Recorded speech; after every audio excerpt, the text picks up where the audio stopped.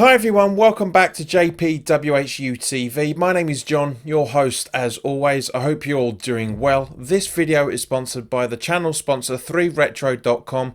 Please click the link in the description below that will take you directly through to the West Ham section of their website, where you can purchase retro kits from the 60s all the way through to the early 2000s, including the 1976 home shirt that inspired this season's home kit, and also the 1980 FA Cup final shirt that inspired this season's away kit here.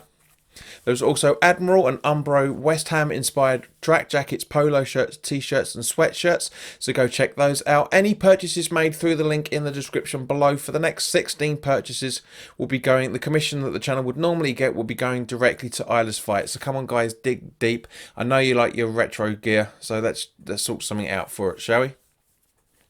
So as you saw from the intro video, this is the preview of Burnley versus West Ham United at 3 o'clock on Saturday afternoon up at Turf Moor in the Premier League.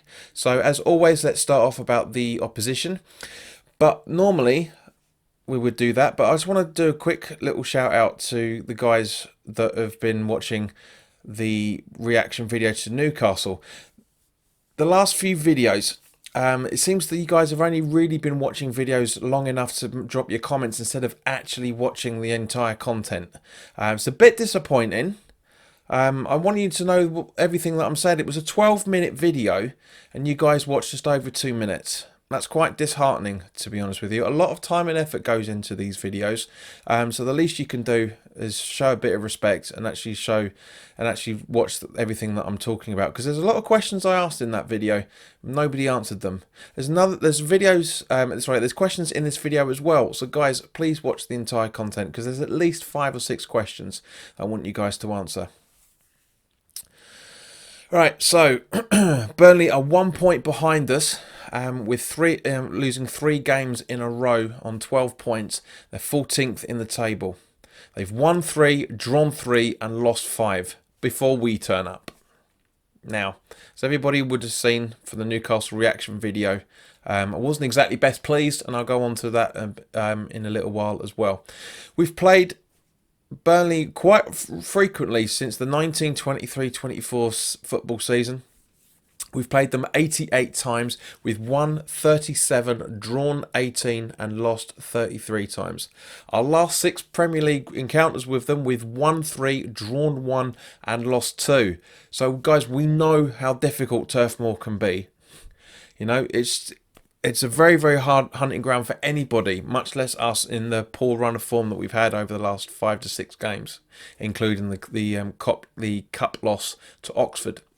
Now, Sean Dyche is a manager that gets a lot of praise, and quite rightly so as far as I'm concerned. But even with the praise that he gets, I feel he's a very, very underrated manager. And personally, I feel he believes to be managing at a larger club. But he's worked so hard to get Burnley in the shape that they are. And I can't see Sean Dyche leaving Burnley at any point anytime soon, to be honest with you. Even though they got relegated a few seasons back after coming up from the Championship, he stuck by the club, got them back up at the first opportunity he could, exactly as Allardyce did when we got relegated last. And he's worked hard at them ever since, even getting them into the Europa League when they finished 7th in the 17-18 season.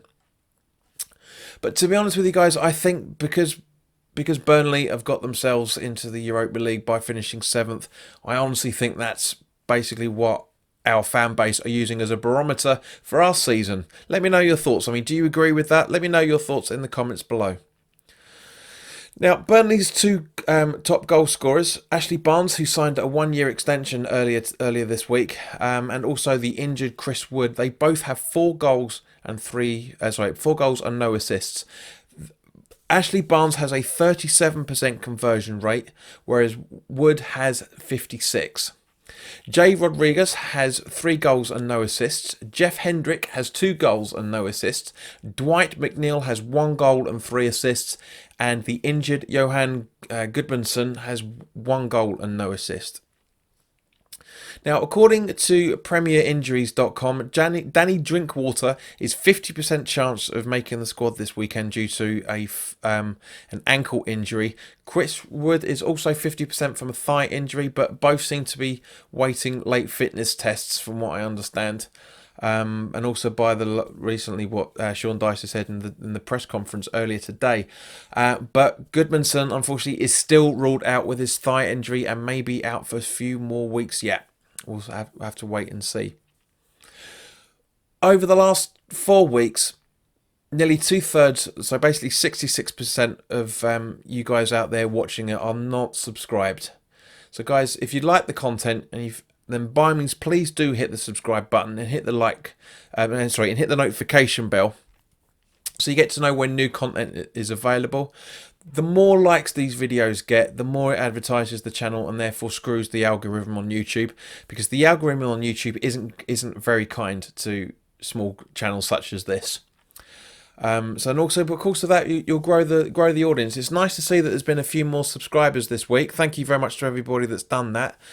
But as I say, if you got time enough to write a comment, then you've got half the second that it takes to click the like button. So guys, you know that the bigger the audience, the more feedback we'll get, and of course that will also increase the quality of the channel as well.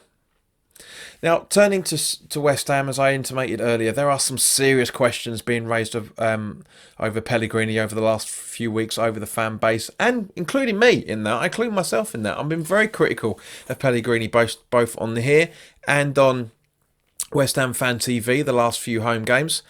It's just not been good enough. It really hasn't been good enough. But the stupid thing is, I was reading earlier this week that fan base is starting to call for Huselos's head as well. Now, I get it. I understand it, right? Because this season, we've not had the brilliant signings that we bought in last summer. All right? You know, we got 2 goalkeepers on the very cheap. And I mean, not just because they were free signings, but they're hardly earning half of what Fabianski are combined. Obviously, Fornals is there's a big question mark over his head. More specifically due to the 25 million that we paid for him in the summer. Not just from us, but there's questions being asked out from at a board level as well. And more specifically, it was great to see that Pellegrini has this full support of the board, but I'm sure that he needs more. They're asking him a few questions of what the hell's going on. You know, for example, with the Newcastle game, right? Very disappointing lineup. I don't understand why he didn't make any changes whatsoever. At least make one. Bring Zabaleta in for Fredericks, so there's pace down the wing against one of the fastest pacey wingers in the league. It just makes no sense. It makes absolutely no sense. Now, excuse me, Pellegrini has come out earlier this week to say that he dropped Ogbonna and brought in Balbuena because he felt sorry for him because of how well he played last season and that he only made 1 appearance at the start of the season. That worries me. That really worries me. I said when Pellegrini signed his contract in the summer of last year, I said that this is a medium-term prospect, and Pellegrini is starting to prove me right on this, unfortunately.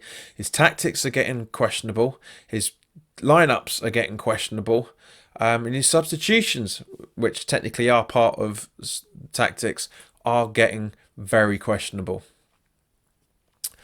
Now, but at the same point, guys, there are being questions raised over other players as well, not just Fornals, not just Ayeti. Obviously, there's questions about Lanzini as well.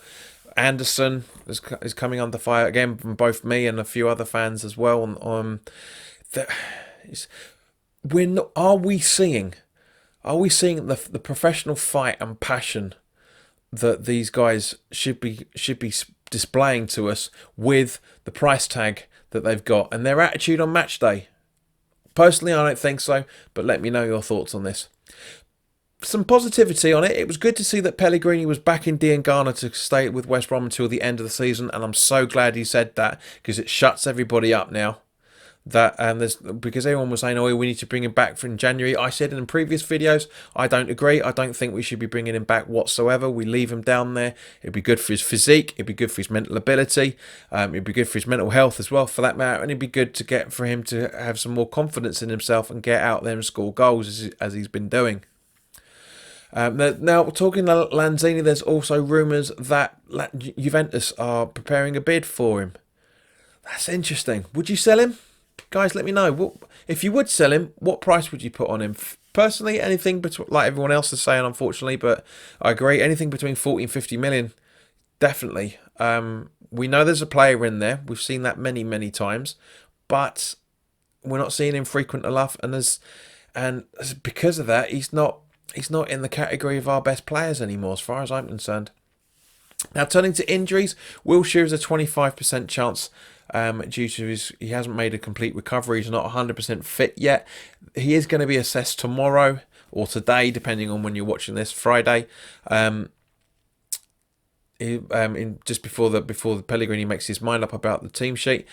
It was good to see Winston Reid got 65 minutes in the under-23s the other night, so he's slowly getting himself back to fitness. But I really am annoyed, like the board are as well, and everybody associated to West Ham, that he's been called up for New Zealand's campaign. I think it's stupid. I really think it's stupid. He hasn't played enough professional minutes yet. He's going to spend, over the next week, he's going to spend a day and a half flying there and back. It's ridiculous. A day and 3/4, really. Talking of Wilshere, do you think we're going to be seeing the best of him, or at the moment, or when do you feel? Actually, rephrase that question. When do you feel that we will see Wilshere? Let me know in your thoughts in the comments, and let me know about your thoughts about Reid as well. Is this a hindrance, or is it helpful for him to be called up to the Kiwi squad? Now, it's great to see that Antonio is making fast recovery, because it's been confirmed that, as we talked about the other week, that he's going to be back for the Spurs game. But as much as we are missing him, I really hope he's not being rushed back. I really hope he's not being rushed back. I did a poll on the community section of YouTube to see what everybody's thoughts were, and the majority of the people that I think it's about 68%, if I remember correctly, of those that participated in the poll, so thank you very much to everybody that did, said that he would be best as a super sub. Can't disagree in any shape or form. He would inject some great pace. It'd be a shame to drop Yarmolenko, but if otherwise. But as I say, honestly, I think he would be. So thank you very much, guys. There's also talk about there's Haksabanovic as well. He's back at the club now that the Swedish football season is finished. And also, we've got information that Ben Johnson is slowly making recovery from his hamstring injury and is apparently meant to be returning to first team training within the next few weeks. So, guys, let me know your thoughts on this. Because would you like to see a bit of a mix-up in the left midfield, right midfield, and defensive midfield that Haksabanovic can play in, and also, of course, Ben Johnson in any of the defender positions as well? Let me know. Would you bring any of these guys into the squad around about January? Let me know your thoughts, guys. Now, I also tweeted earlier, basically yesterday, asking for those that follow the channel. So if you aren't already doing so, please follow the channel on Twitter with the username @JPWHUTV. I asked everybody that follows the account to give me their starting 11, and only 2 people have done so, which is not bad, but it could be better.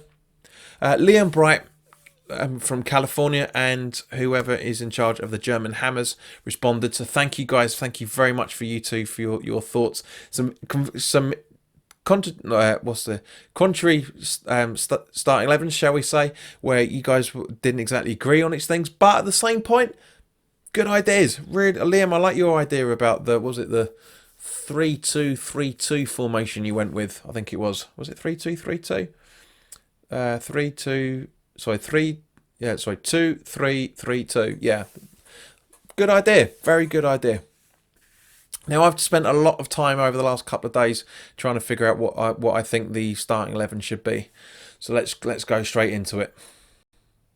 Now, for me, the starting 11 is Roberto in goal, with Fredericks, Diop, Ogbonna and Masuaku making up the back four. So 3 changes there. Rice as the holding midfielder, Yarmolenko, Noble and Snodgrass out on the left. So Noble playing in the midfield with Allaire and Ajeti up front, because I really think that we should have 2 strikers up front against Burnley. I think it's really, really going to help.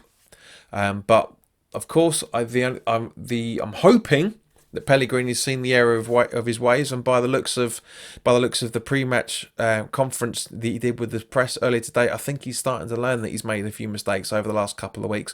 So I'm hoping that he was going to be putting out Roberto, obviously in goal, Fredericks, Diop, Ogbonna, and Creswell. So basically the same back four as so basically 3 of the 4 that I mentioned. Rice and Noble as the holding midfielders, Yarmolenko, Snodgrass, and Lanzini out on the left. Because I just don't think Anderson's good enough at the moment. I really don't think he's good enough for a start. And Allaire up front. So guys, let me know your thoughts in the comments section. As always, thank you very, very much for your time. As I say, I want to hear your answers in the comments section below. And also, do you agree with my formations, either the one that I would put out on and the Pellegrini one? As I said earlier, if you're new to the channel, welcome. Thank you very much for your time. I hope you've enjoyed the video. If you have and you would like to see more from me, then by all means, please click the subscribe button and hit the notification bell so you get first dibs on when the new videos are going up. As I said, put your comments in the comments section below. By all means, please click the like button if you feel I deserve it. If you don't like the video, then click the dislike button and let me know why you don't like it in the comment section below. And please also share this content with anybody that you feel may want to watch it that isn't aware of the channel yet. There's also, I've updated last week, I updated the channel shop. There's a link in the description below for the spreadshirt. So go check those out. I think you guys are going to like it. It's a lot better than it was looking a couple of weeks back. If you've by all means, follow me. Follow the channel, I should say, on Twitter, as I said earlier, at JPWHUTV. You can find the channel on Facebook.com/JPWHUTV. If you want to join the Facebook group, then it's Facebook.com/groups/JPWHUTV. There's the channels also on Instagram, but that's more to really advertise the shop and also to let you know when the videos are going up. But again, you can contact me there. Username again at JPWHUTV.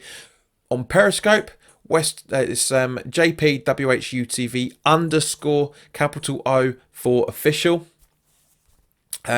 Because on Saturday I will be going live on both the Facebook page and also the Periscope account to do the live talk along with for the Burnley game. So make sure you subscribe to that, guys. All the links are in the description as usual. Thank you very much for your time, and I've prattled on for a little bit longer, and I'm hoping you guys have watched the majority of this because some very interesting questions I posed to you, and I really want to know what your answers are.